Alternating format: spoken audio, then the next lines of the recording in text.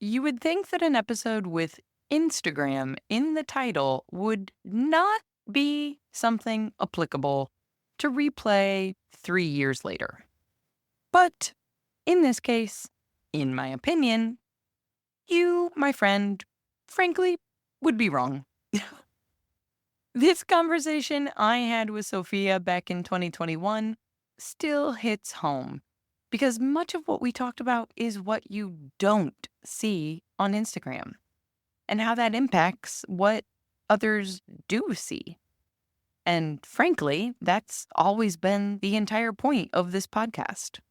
And doubly, or I think actually triply, frankly, at this point, if I'm being completely honest, painfully honest, I know lately I've let myself fall down the Instagram comparison rabbit hole a bit more often than I would really like to admit publicly into a mass sea of internet headphones that I can't see and might not know you. But anyway, I thought, especially as we're heading into the holiday season, a time of year where you might be seeing a lot of other makers talk about how many hours they're putting into preparing a massive inventory of pumpkins or snowflakes or ornaments or who knows what else. A time of year when our fellow makers might be sharing about shop updates selling out in minutes. A time of year when the comparison monster has plenty of digital fodder to feed off of. Well, I thought it was probably a good time to bring back this chat with Sophia and hear about life before Instagram, or rather outside of Instagram, and just how much planning and preparation goes into a feed whose photography, frankly, again, apparently my favorite word for this introduction, photography I'm even a little jealous of. Oh, and just a tease to keep hanging around during this season break and make sure that you've actually hit follow or subscribe or whatever verb is in the button on your podcast app that lets you know that you are going to get the newest episodes automatically into whatever app you're using. On Apple Podcasts, it's just a little plus sign. They got rid of the verb completely. To the point. While this conversation is about life before those Instagram photos that you see, I'm also preparing to record with another maker very soon for season 6 coming up about life after tens of thousands of people see those Instagram photos. So stay tuned for season 6. It's coming your way in 2 very short weeks, also known as November 1st. Yes, my friends, November's in 2 weeks. But I digress. If the suspense feels like torture for you in waiting for season 6, don't forget you can help support the creation of this very podcast and get early access to finding out what upcoming guests will be on the podcast, as well as ask your questions to those guests by visiting makersplaybook.com/podcast-support. Doing so helps us continue to make these episodes, or rather, future episodes, because this is one more replay in our season break. So let's get on with it right after a brief word from our sponsors. Today's episode is brought to you by the Rosenfield Collection of Functional Ceramic Art. The collection exists as an online source for research and inspiration, featuring photos of objects made by over 1,000 artists. The images are high quality and can be used with no permission required, making them a great source for students and teachers. To find out more, visit www.rosenfieldcollection.com. A special thank you to the Archie Bray Foundation for sponsoring this episode of the Maker's Playbook. The Bray Clay business is your best source for Bray Epoxy, a 2-part moldable epoxy intended for post-firing repairs. Working like clay, it's easy to shape, texture, fill gaps, and recreate missing parts. Bray Epoxy is sold in tan, white, and black base colors, with a 9-color kit that will allow you to perfectly disguise your repair. Order anytime online at archiebrayclay.com. Now, on with the show. Welcome to the Maker's Playbook, the show where we talk all about what it's really like to make a living from the things you make. I'm your host, seasoned entrepreneur of 14 years, Rebecca Ikes Cara. Hey, Sophia, welcome to the podcast. Hi, Rebecca. Thank you for having me. I kind of strong-armed you into doing this. You did. It was a wrangle, but you got me here, and I'm very glad to be here. Absolutely. Well, for people who don't know you, who's Sophia? How did you come to be on this crazy podcast? So I am Sophia McEvoy. I work from my garden studio in Suffolk, and I've been potting since, I'd suppose, 2012 when I left university. I initially was doing it on the weekends around a full-time job. I was a teaching assistant and then a teacher. And in 2017, I left that and threw myself into pottery full-time. And that's where I am now, in my parents' back garden, in my garden studio, working away every day. I don't know a single UK potter who doesn't have this quintessential garden shed, like the most, I don't even want to call it a shed because they're the most beautiful, like, wall of windows. And is there a company that specializes in making these for everybody? Yes, it's the quintessential English garden cabin company place. Yeah, we all went to the same place. We should get the URL to reserve that website. And start promoting we'd make a killing, wouldn't we? Oh, shoot. So you've been full-time for 4 years now. It's 2021. Oh my gosh, it's 20. Yeah, I keep saying 3 years. I'll say 3 years until it's 10 years and then realise I have to update. But yeah, I'd say full-time with the caveat that I didn't start posting on Instagram till last July 2020. Mm-hmm. So when I say full-time every day in the studio, practicing and honing and refining, but actually in the job. Yeah. Just under a year. But yes, full-time since 2017. It's interesting to think about for me, like the space between leaving full-time teaching in 2017 and then it sounds to me like you really took ownership of, okay, this is my job and career now a year ago. What were those first 2 years kind of like?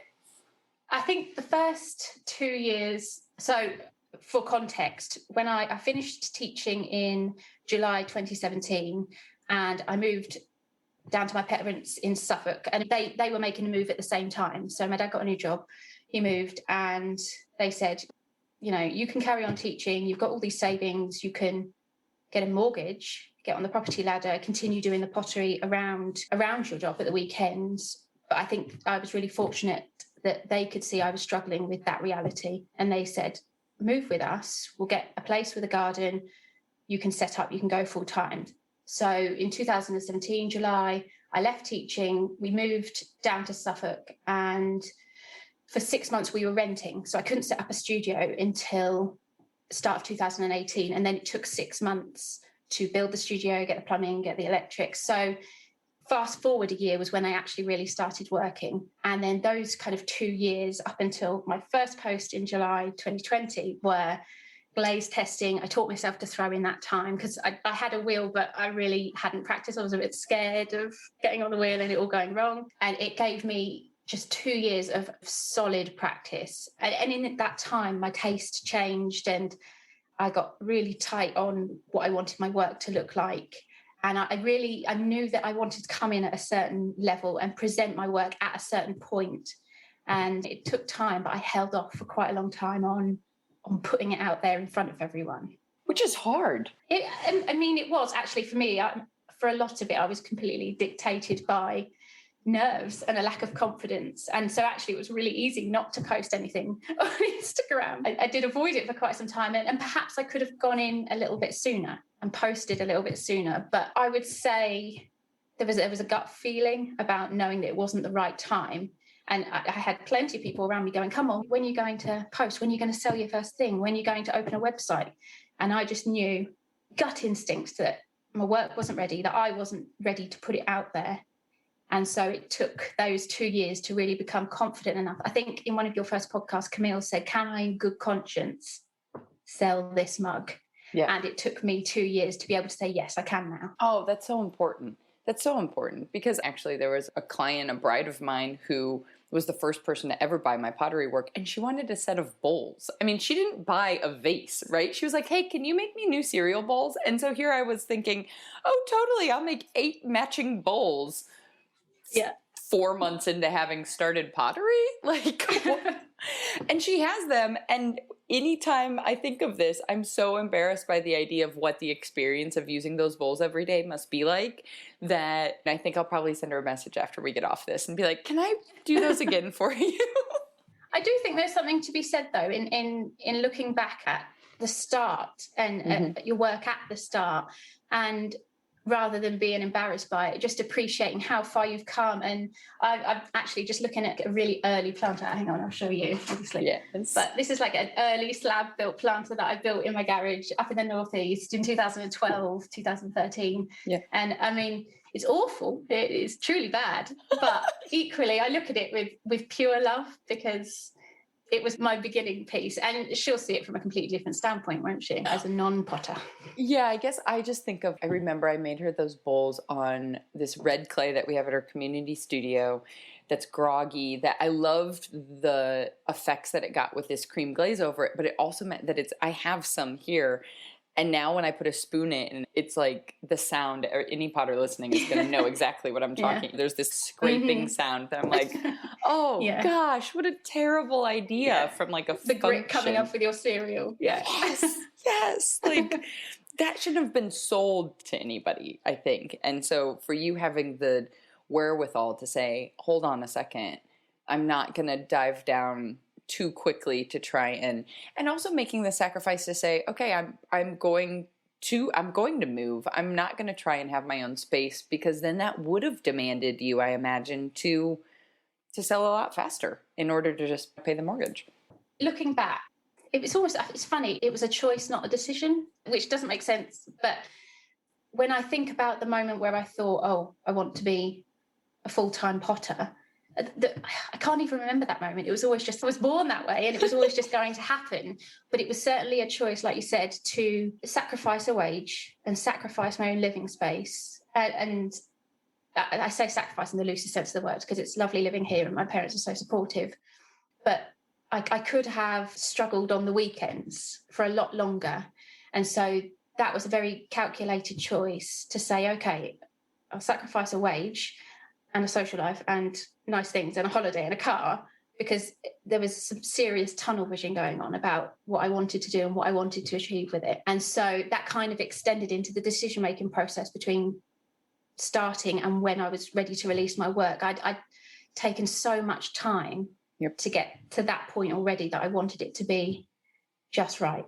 Yeah. And as someone a few years, not in pottery, but in just business ownership, a few years down the road, maybe without you knowing it, what's so smart about that also is that you have now entered the space at a different place. I'm talking with my hands now and nobody can see us. We're on Zoom for people who don't understand when we're saying, hey, let me show you. But you've entered in at a higher, I mean, just even what first connected us on Instagram was when I looked at your photos and went, hold on a second, here's a potter who knows a little bit more about what they're doing than most. Like, just taking the time to learn how to photograph your stuff properly and have a style to that as well puts you at a place where you can demand a little higher rate for your pieces rather than trying to start the business from the beginning where you're still learning and changing. The point I'm trying to get to is what I experienced with that, with my photography, was as my skills improved and I knew I needed to change my prices, it was actually exponentially harder to do that because I had a network. I had built up referrals and people who wanted to work with me who were expecting one price point, and I was going, actually, I'm here now. Oh, sorry. Yeah.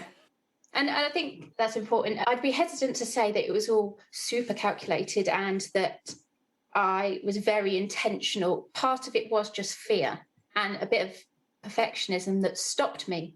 And perhaps if I'd started earlier, maybe I'd be further ahead. But I like to think that by taking that time, I just became more confident and more sure in my work, and that I was able to put it across in the way that I'd envisioned. Because although I hadn't posted on Instagram till last year, I've had Instagram since 2012. So I've been watching for quite some time. I've been watching other potters, other creatives. I've been watching how they present their work, how they photograph their work. And so I had a really clear vision of the type of branding and the type of photography I wanted to achieve. And that just simply took time. So I try not to look on that time as wasted, rather as just slowly, steady research. Yeah, definitely. Yeah. Well, and there's something to be said for the slow and consistent. I had a dear friend and mentor of mine the other day just say, it doesn't matter the time. If you're still chipping away each day, you're putting in the work each day to move forward, then the needle will move forward. So maintaining the momentum rather than trying to speed up all the time and get somewhere really quickly. Right, which has been, for me, the one strange blessing of all things COVID and lockdown, and oh my gosh, I can't wait until this isn't part of the conversation anymore. Yeah, I know, the big C. Right? But it's strangely been really nice to finally appreciate the slowdown rather than constantly feel like I have to hustle and keep up and I'm behind and oh my gosh. For the first time, I think in 10 years, I feel like I'm not actually, oh my gosh, I'm behind. I want to do all these things. I should have done them last month. Why? Nobody's telling me I'm behind. That's all in my head. I know. I think sometimes we try and make ourselves busy because it's a form of control, isn't it? But I know that luckily for me, not a lot changed in terms of COVID. I was still able to come to work every day. So I'm so grateful that I've got this space and it is my refuge. So I can come away from the house. And because of COVID, there's 6 of us and we were all back in the same house for nearly a year together. And when we were talking about the living situation and making the choice to work from my parents' garden rather than get on the property ladder and do it on the weekends, I try and look at it now as just something to be grateful for because it won't be forever. And I know that I'll be struggling with a mortgage in years to come, going, oh, I wish I was back in my little garden studio. So yeah, I'm trying to be grateful for the time now. It's definitely all of the difficulty that's come with it. It's definitely time you won't get again, I don't think. Hopefully. Yeah. Simon said recently he very specifically made a choice to live in places that weren't in the U.S., to live in kind of the cheap areas of the U.S. to make sure that he could focus on his style and making what he wanted to make and then selling secondly. And you look at how known his style is, how specific his style is, because that was the commitment. And I definitely know that it impacted my business and approach to have a storefront in Chicago and to have this overhead and to have staff and all of this kind of stuff, that it was great in many ways, but also in other ways it then demanded you had to meet a certain amount of revenue all the time. Yeah. And if you didn't, that was going to be a big problem. And so you were always focused on that rather than I'm going to take 6 months to think. Yeah. And that's it. And explore and experiment. Like you didn't have that luxury. So no, and so that's why I feel massively fortunate that I've been given that opportunity to do this unobstructed without those kind of overheads. And I don't actually think, sometimes I think that taking the time out and teaching and getting to where I am now, I've slowed myself down. But in fact, I think I've probably, in the grand scheme of things, parallel universes, I've caught up because I've had 2 years of unobstructed time to really power through with this and do things that I just wouldn't have been able to do on the weekend. Yeah, absolutely. What was it like then? Once you got that post out on Instagram now, you're producing these gorgeous images. You've started. It's official. The world knows. You're selling and restocking and photographing and doing all of the things that... It is brilliant and terrifying in equal measure. So it's brilliant to finally have the work out there and not be watching from the sidelines, watching other people do it. It's lovely to be doing it and to have the feedback that I've had and just to have, return customers come back and invest in your pieces. So there's quite a lot of me that's still, seriously? Really? You want more?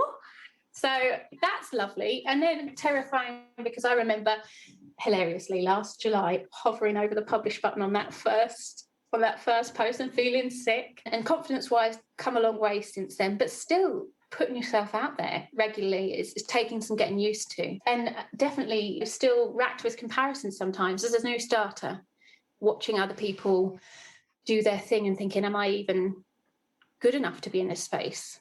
I'm still really new to this, and sometimes you do feel like you're not quite at that standard yet, and you can beat yourself up a bit. And particularly working in isolation alone, you are your worst critic, and there is nobody there to say, no, come on, you're doing fine. It's just you. So it's like a constant back and forth, talking to yourself, giving yourself pep talks. So in that respect, it can be a bit tough, but the last 6 months have been amazing. Just, yeah, realise the dream, and it's brilliant. I wish I could put words to the way that your smile just changed when you actually thought about the last 6 months. Yeah, it's been good. It really is actually happening, and you are actually doing it, and it's working. Yeah. I mean, I used to have moments when we first moved down here where I would be on a dog walk and there'd be stuff in the studio drying, and I'd be coming home to put the wood burner on and make a cup of tea and throw some pots. And I used to be on a dog walk, for example, and I'd look at the clock and I'd be like, oh, it's 10:10. I'd be teaching year 9 right now.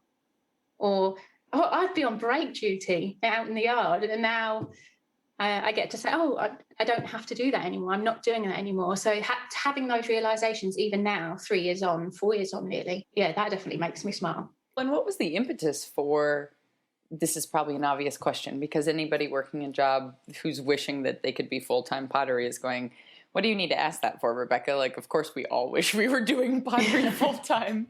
But of the teachers I know, teaching isn't exactly like the office job sitting there because you just fell into it. Or maybe you did fall into it, but it's definitely a vocation, isn't it? Yeah, in some ways. I think I did fall into it, but I fell into it with love. I loved the job and I loved the kids. They were brilliant, but it was by accident. So when I left university, I went back to my old school, and they have a ceramics department. That was where I first got the bug for ceramics. Okay. And I went back to use their facilities. My old ceramics teacher said, why don't you come back, use the classroom when I haven't got lessons in. When I have, you can hide in the kiln cage. So I did that. I did one show in Liverpool. It was like a day Christmas show. It gave me enough of a spark to say, oh, people want your stuff. You can sell your stuff. Mm-hmm. So I was determined that I wanted it to be my career. But then while I was there and I was working, a job advert came up for a learning support assistant, and he said, oh, why don't you apply for that? And I knew coming out of university, the university course, I mean, that's a whole different story, but there was no throwing taught, no making glazes, no firing kilns, no business information, no teaching on how to run a business. So I came out wholly unprepared for the career that I wanted. And were you studying ceramics at university also? So at university, yes, I did 3D design, and it just the course wasn't quite what I'd imagined it to be. It wasn't what I wanted it to be. It was much more based around the concept, and that was the driving force behind the projects. There wasn't a lot of hands-on teaching. I mean, physical hands-on teaching, right. So throwing and making. Increasing your skills as a craft. Yes, exactly. And I didn't have that. So I left feeling quite unprepared. And so I thought, well, I can't start a career as a maker straight away. That's impossible, surely not. So the job advert came up. I got the job as a learning support assistant. I did that for 2.5 years. And then my old ceramics teacher then said, oh, well, I think you'd be really good at teaching. Why don't you apply as a teacher? And I was like, right, okay. And so I applied to be a teacher. And it was a lovely full circle moment, because he was my ceramics teacher and then he became my teaching mentor. And so he mentored me through a training year of teaching, and then obviously became my colleague for the year, my first year of full-time teaching. And then a lovely full circle moment again, teaching back in the classroom, teaching students where I'd first learned ceramics, and I was teaching what I'd been taught. It was lovely. But so in that respect, it did just fall into each stage of it. But I knew the entire time that it was temporary. I knew the entire time that I wouldn't do this forever. And I loved it, but I loved ceramics more. Mm-hmm. And I think if I didn't have the ceramics, teaching would have been my vocation. It wasn't a stopgap. Oh, I might as well just do the job for a while, because it's not something that you can just do and switch off from. It's not a passive job. You've really got to, it's a performance, and you've got to pour yourself into it, and you've got to really love what you're doing. But it wasn't forever. So, yeah. That's amazing. That's also really important that you knew while you were doing it that it was temporary. it's a completely different mindset to be in, knowing it's temporary, rather than when you're in a job wondering, will I ever be able to change? Will I ever be able to get out? I think it's I don't know, maybe it gives us more energy, or it helps you through somehow. I think it was definitely a driver for, the only way I can term it is like aggressive saving. So making sure that I saved enough money. So I got to build my studio in my parents' garden, and that would have been a house deposit, for example. But that kind of aggressive saving over 5 years was because I knew that the teaching wasn't permanent. It wasn't forever. I just didn't realise that it would be as brief as it was, because there were elements of the job that I absolutely loved and I still miss. Sure. But yeah, it was a foregone conclusion. I didn't make that decision. I just knew it was always going to be the ceramics. It was in your bones. That's amazing. Yes. So ceramics originally was like elementary, high school, secondary school was when you were first introduced to it. Yes. And I'm saying this because I'm epically jealous. And I took one art class in high school, period. Well, we're so lucky. The English school system is years 7 to 11, which is when you are 11 years old to 16 years old. And then you can go on to do an apprenticeship, or you can go on, get a job, or you can go on to further education, which we call sixth form, where you're 16 to 18. And I left my school down in the southeast of England, age 16. We moved up to the northeast of England, and I went to a completely separate sixth form, which is where I ended up working. And that's where the art department was, and a huge art department. And it had a photography department and a textiles department and a ceramics department. So massively lucky that I got that experience early on. And it makes me wonder whether I would have ended up in ceramics had I not had that land in my lap, so to speak. I have to take a complete tangent and ask you where in the Northeast you were, because you for sure weren't that far north based upon your accent, because I spent a year in Newcastle and you are so far from being a Geordie, it's not even funny. Well, I was born in the southeast of England, in Kent, so that's my accent, but I worked in Hartlepool, which is probably about a 50-minute drive from Newcastle south. Yeah. Just every time you said the Northeast, I was like, you are nowhere near what I think east. We were there for 11 years, but definitely didn't pick up the accent. I will have loved to. I love the accent. Nobody ever says they love the Geordie accent. Just the Northeast accent in general. It's lovely. It's so endearing. Of all the places to end up in England. I know. Well, it was interesting because that's actually where I first learned ceramics. As a kid, there were some like summer programs or things where I think we got to play with modeling clay or stuff you got to put in the oven at home and air dry or whatever. But what you would call a gap year after university, I did a year of full-time volunteer work at an arts program in Newcastle with at-risk 8 to 12-year-olds. And it just so happened, like, I got super in. There was a ceramics room. There was a woman who ran it that was starting to teach me things, like showed me how to center maybe once, and then found out she was pregnant and was like, so I'm leaving. Do you want to run the room? She goes, just don't change any settings on the kiln. You push this one and this one. So I basically learned how to load and start a kiln as long as all the settings were correct. Oh, that is a baptism of fire. Oh my gosh. And every time I was teaching the kids, and of course it was a very tiny room, and so we only had maybe 4 kids at a time for that particular activity. And there were 2 wheels, and anytime they wanted me to just finish a project for them, they just were like, oh, I can't do it. You just do it. And I was rubbish at centering. Like, I wasn't any better than the 8-year-olds. And I was like, no, you have to. It's important to see your work through. It's important to doing. It's important to finish what you started. It's a great teacher tactic. I can tell you that. Simply because I couldn't center any better than they could. So, anyways, that's my Newcastle story. But that's what started it all. And it was interesting to actually see the example of working artists. That was the first time I saw, to my memory. I am sure there are other people and family friends who might listen to this and be like, what the heck, Rebecca? I did this or I did that. But seeing people who had families and mortgages and all of these other things, who were making a living being a woodworker or a ceramicist or a sculpture or music or all these other art forms, and going, oh, you can, there's something, they weren't doing it in their spare time. They weren't volunteering their time. This was their job. I think that was part of the problem with the university course and being at that age and getting into it as a whole, is that you're not massively exposed to that side of things. It's very much painted as a hobby or as something you can do as a side hustle, but not as a full-time gig. And it took Instagram really, and watching other people make it a reality on Instagram for me to go, oh, this is a career that I could do. And watching people who are quite honest about how much money they make from it and the fact that they do make money and they can pay a mortgage, that was huge for me to see other people doing it, because it meant that when I had family members question, really, is this viable? Maybe you could go back to teaching. I could say, no, this person's doing it and they're making this much, so I can do it too. And for all of the pitfalls of Instagram and the comparison trap you can get caught in, watching other people do it and do it well and make a living from it has been huge. It's just opened a door. Yeah.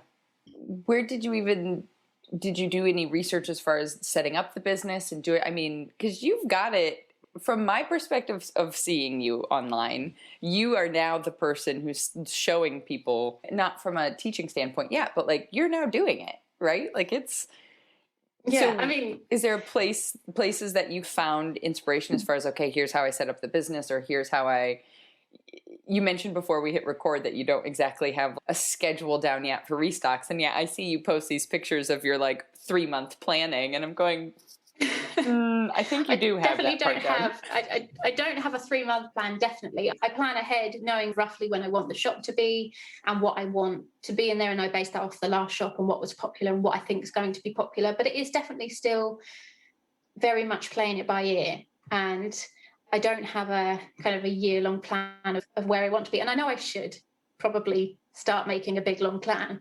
But at the moment, I feel, especially in the beginning, finding my feet and getting to know my customers, it feels more natural to be quite reactive. And part of it is I have that luxury to be able to do that because I've got the studio here and I've got the equipment, and the last shop has paid for the materials to be able to make the next batch. So going from shop update to shop update works for me at the moment. And then once I've got my confidence with, I know sales best, what I like, what works for me and what works for my business, then I think I'd be in a much better position to forward plan.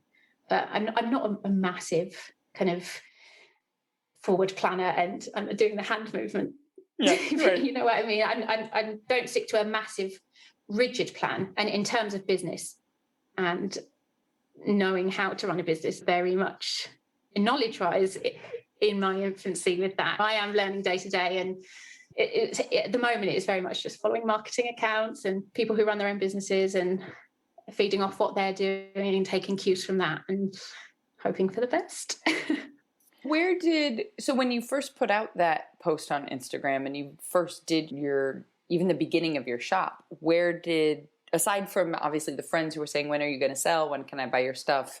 Where did people come from since starting in it so early days and actually being intentional about an Instagram account too, I think is encouraging for me to see someone making a go of it without being an Instagram influencer at the same time, like without having 40,000 followers to say, oh yeah, of course you could sell anything if you have enough. Yeah. One of my main focuses for making sure that I have customers is newsletter, is having a mailing list. My last shop, which was the second sale, which was me selling the second pieces, half of that sold out within the first 4 hours purely from my mailing list. So that is a really valuable source of custom for me. But mainly my customers are Instagram, and it's just been a consistent, steady showing up there. And I went through a period where I was quite nervous about it and worried about how often I should show up. And I've relaxed a little bit more into just authentically showing up when I've got something to say and posting when I've got something to show and showing the day to day. And you worry that people on Instagram are watching your things going, oh my gosh, she is so boring. Why is she showing me this? Like, I sit and watch somebody tidy their room for 7 minutes and I find it thrilling. So I have to remember that people are interested in the day-to-day. They are interested in the behind the scenes. The amount of people that have said, oh, I love seeing this part of it because it's part of the journey. It's part of you showing how you've made this or what your day-to-day looks like as a potter who is going to make a mug that I'm going to be drinking out of. It adds a story to the piece that they're eventually going to hold. So I think Instagram has been huge.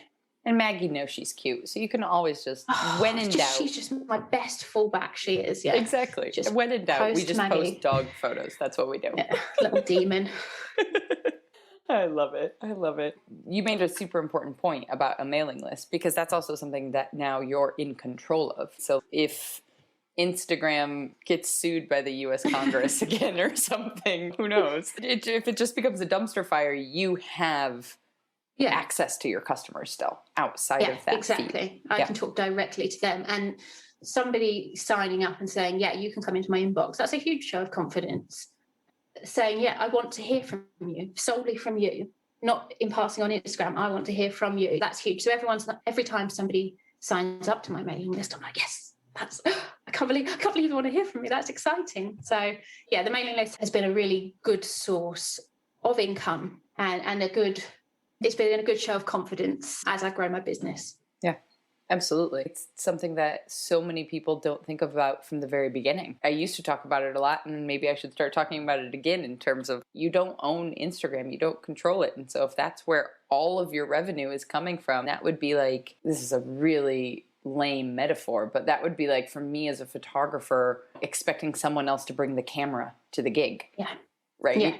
And just hoping that they show up. Yeah, like, they it just doesn't work. Up with a Kodak film. Yeah, here's my iPhone.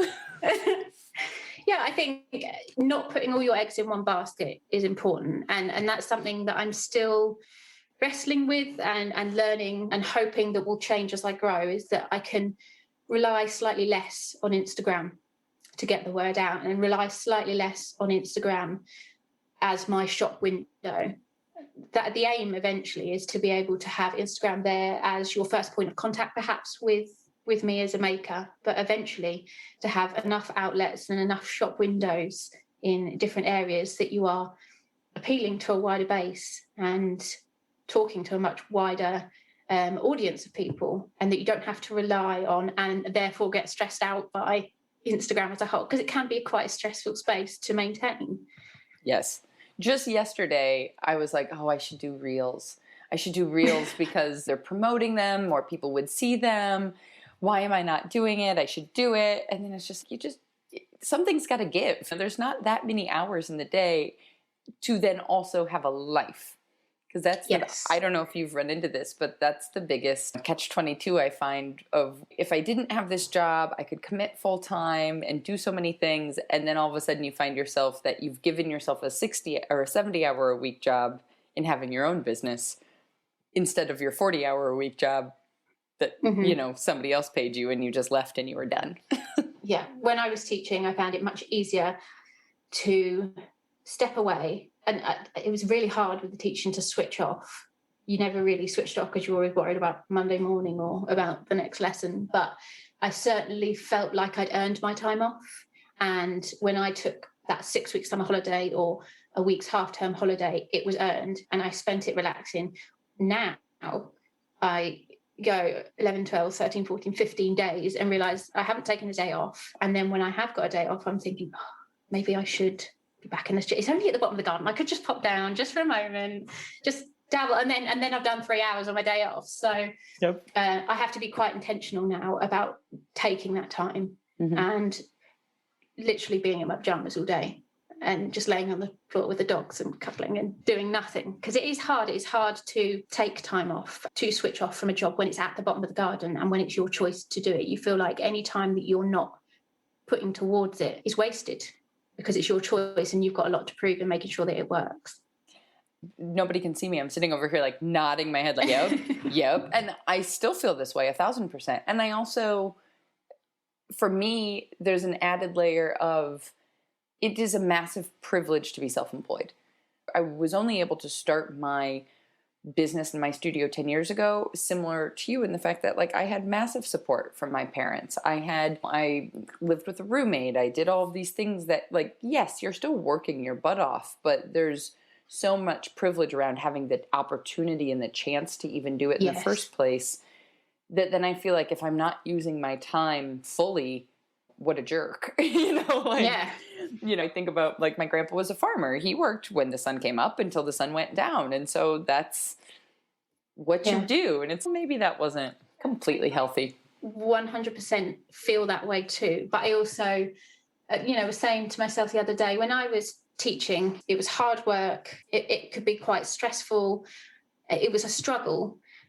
And because of that, I didn't fully enjoy it. And I did question, why does a job have to be a struggle? And why do you feel bad if it isn't a struggle? Why can't you have a job that you take time off from and you enjoy your job? And this is separate from being self-employed and that being a privilege, and having the privilege of familial support and having the privilege of parents who blindly loyal and just trust that I will make it happen. That's a privilege in itself, to have such unwavering support.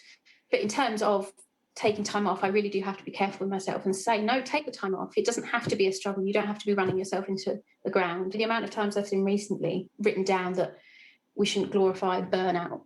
We do, because we feel guilty about not working, but I did burn out towards Christmas. I thought, no, I really need to take the time off. And I came off Instagram for a little while. When I showed back up, nothing bad had happened. And I took that as my cue to be like, okay, yeah, you can take the time off. You can stop posting. You can stop pouring your all into it 24/7. It'll be okay. And so I don't think it has to consistently be a struggle, but it's really hard to get out that mindset. And for creatives, the fact that it's actually crucial. And this is the hardest thing for me, is that you're not going to come up with anything new or interesting or unique to yourself if you're just grinding at it. Like you need that hike or that walk or that day in the pajamas to just let the ideas sit. And maybe it's about being intentional with our time off. Maybe it's going on a walk instead of sitting and binge watching whatever. Yeah. Part of the reason that I wanted to be self-employed was so that I was in charge of my time. Mm-hmm. And then I'm terrible in charge of it and not using it properly. But, that's one of the beauties, isn't it, of being self-employed. You can sit down for a cup of tea when you feel you need one, or you can go for a walk. So definitely being more intentional about taking that time is important. I have no solutions or suggestions 10 years later of what makes it easier to say it's okay and that it's fine and that it's healthy and yes, it's a luxury, but that it's also a healthy thing. That I think that's going to be an ongoing struggle for all of us. Mm-hmm, definitely. I don't know. And this is where I don't have that segue. I don't want to end on that really melancholy note either. I suppose maybe one of the things, and you can cut this bit out, this is just me musing now, but I know as a beginner, I feel like a beginner. And I remember when I messaged you and you were like, so tell me about your photography setup. And I was like, oh, it's really beginner, because that is how I view myself. And you were like, no, that's not beginner. No, you're using a real camera. Right. You're using Lightroom. The fact that you actually even knew a manual setup to you didn't turn it on a little green button. So you're about 3 steps ahead of most people. I know that if I'm feeling like a beginner, then there's a lot of lack of confidence surrounding being a beginner and comparing your beginner to somebody else's beginner. And I think probably one of the main points as somebody who is starting out to get across is that if you are just side hustling for 3 hours a month, if that's all you can manage in a community studio, or just getting bits and bobs done from the garden shed, to not compare your beginning to somebody else's, or not compare your skills as they are at the moment to somebody who is in a completely different situation. That's why I felt it was important to mention how I'm able to do what I'm doing, because I know that when I've looked at other people doing my job but with a completely different set of circumstances, I'm prone to compare myself and go, why am I not doing as well? Right. I think it's just to be kind to yourself about where you are at in that process. Yeah. Because it can be really easy with Instagram to kind of to compare yourself. Well, and this is part of why I don't want to say badgered, but it might have been badgered you to have this conversation, was because that's exactly why I started this, because there's so much out there around. It seems everyone at some point is becoming a ceramicist and starting a business and selling out their shop on Instagram. And as somebody who is tiptoeing into this world from one creative world to the other, I had that business experience on the back end going, but how does this work? How is this actually happening for so many people? Because there's just, even tactically speaking, for me to start a photography business was way cheaper than to start a ceramics business. Oh my gosh, yeah, so expensive. It's not like I'm developing film. Yeah. So, yeah. Yeah, I think it's really handy to hear, and for you to be doing this podcast, to hear from other creatives and how they are doing it, because my eyes have been opened, me thinking that I've got all this support and everyone else has struggled to get to the point that they've got, and I've just had it handed to me. And part of me is having to tell myself, no, I've worked hard and I do have this support, but other people have different situations. But I think with what you're doing, particularly with the basics of photography and introducing people to a different way to market their work and brand their work, is really useful, because it is difficult to know where to start, particularly when you're faced with an Instagram wall of people who are already doing it. Mm-hmm. And there's no clue as to how they got to that point, right, at all. And it can be quite intimidating. Or if they're just throwing, spaghetti at the wall and realize something stuck, and then I've seen this happen before, where somebody gets asked, a potter or somebody else, another maker gets asked, oh, how do you photograph your stuff? And I don't think anybody else can tell, but I can tell they have their own system, but they don't know why. They don't know why it works or how it works, or if they were to start using a way glossier glaze and it had glare, how to fix that. And, you know. And that has been what my 2 year build-up was about, is I really wanted to understand the whys behind what I was doing. I felt scared about winging it and then not being able to recreate. So taking time to understand why things work the way they do, and how to actually brand my work, and how to build a website. I sat on my website, by the way, for a year. I was paying for it for a whole year, and I didn't show anyone, because I was teaching myself how to code, and oh god, and it went through so many different iterations. At one point, it was green and pink. Like, you see my branding now, and it's not green and pink. Very much not. Like, I can't even think of a shade of green and pink that would. I can think of a shade of green, maybe, that could possibly have worked for you. Yeah. So that was my early days of spaghetti flinging at the wall and hoping it would look great, and hoping. So taking that time, I think, and having some step-by-step processes to follow is quite important. Yeah, absolutely. For anybody who is just getting started and they're trying to figure this out, right? They're in the position that you were in on Instagram 5 years ago, where they're just watching. They're just watching everybody and they don't know. Is there anything that you wish you would have been able to know that you couldn't see in that watching, that you feel would have changed? Maybe not changed, but just anything that you wish you would have known, or if you could have a megaphone to people to tell them. I feel like probably the main thing that I would love to be able to tell people en masse who are maybe where I was 5 years ago, watching everybody else longingly being want to do it, but I'm not ready yet, is the person that you listen to first and foremost about whether you are ready is yourself. So don't let other people say, come on, you might as well sell this, or come on, post this, or why aren't you selling? Why aren't you doing this? Why aren't you doing that? And this is very specifically to people who are intent on building, a business and a brand, not so much kind of hobby potters who are more happy just selling as and when and quite comfortable. I'm talking about actual brand building and pulling together something cohesive. Listen to yourself in terms of when you're ready. I did, but I had just a little bit of pushback from different areas along the way that made me doubt whether I was actually just dragging my feet, and whether I was actually just lazy and just not working hard enough to make it happen. And you are, and this particularly applies to people who are doing this around a full-time job, is don't set unrealistic standards for yourself in terms of when you should be ready. There's so many shoulds with starting a business and making pottery or taking photographs of what you should do and where you should be at a certain point and when you should start releasing work. And I think it can put a lot of unrealistic pressure. So, I think my main advice would be to listen to your own kind of time frame in terms of when you feel comfortable putting things out there, because that reads in your work. I think when you're comfortable and you're confident in what you're putting out, it reads in the way you talk about it, it reads in the way that you present it to other people. And you are much more likely to have people loving your work as much as you do if you love it and if you're confident in it. Oh, absolutely. Absolutely.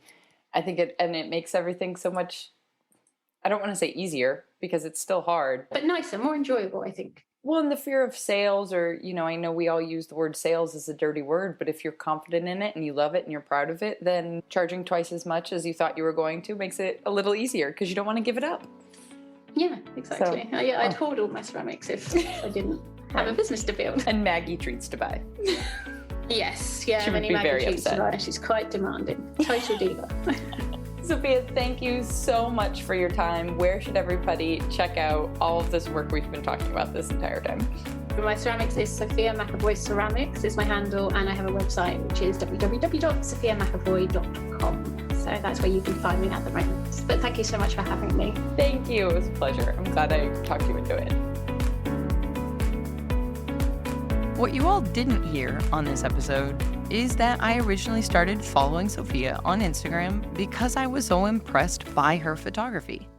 I thought surely she had a bit of background with cameras prior to ceramics. But in fact, as she told me, she learned from a lot of Googling. And while the end result is still obviously wonderful, I'm going to assume that Sophia probably wished, and most of you do wish, you could skip past the hours and hours and hours of sorting through less than helpful advice on Google or YouTube in order to find the good advice on how to actually take better photos, specifically of ceramics.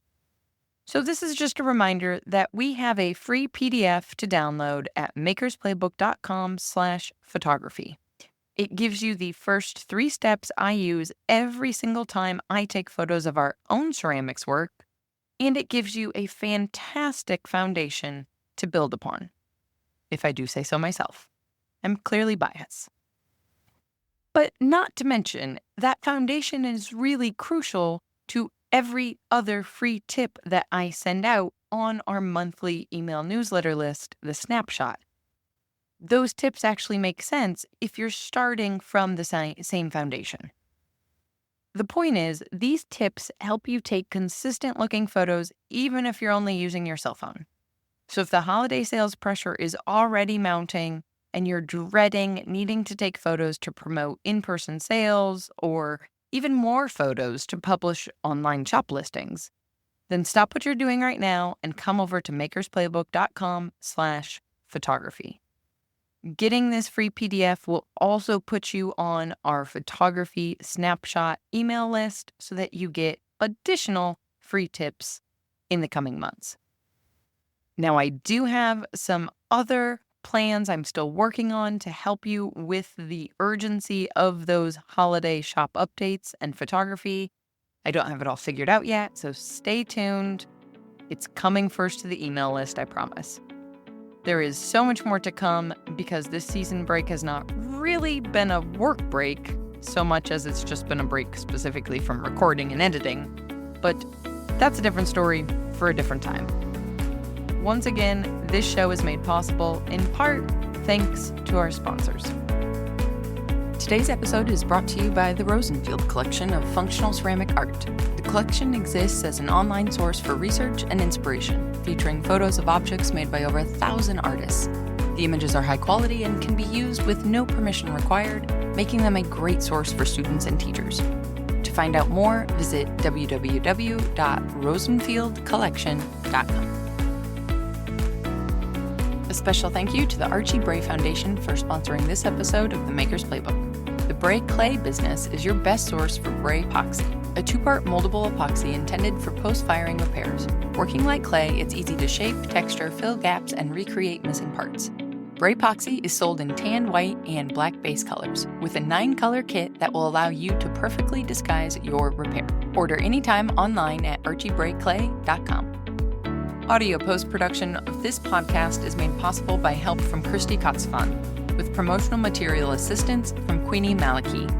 The Maker's Playbook podcast is recorded on the original homelands of the Potawatomi, Ho-Chunk, and Menominee people, where the people of Wisconsin's sovereign Anishinaabe, Ho-Chunk, Menominee, Oneida, and Mohican nations remain present. Until next time, my friends, go get back to making your dreams a reality. Because together, we've got this.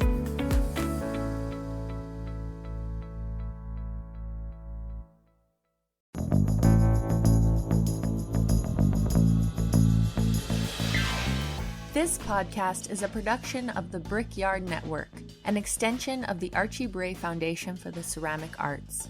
To find out more about our lineup of ceramic podcasts, visit brickyardnetwork.org.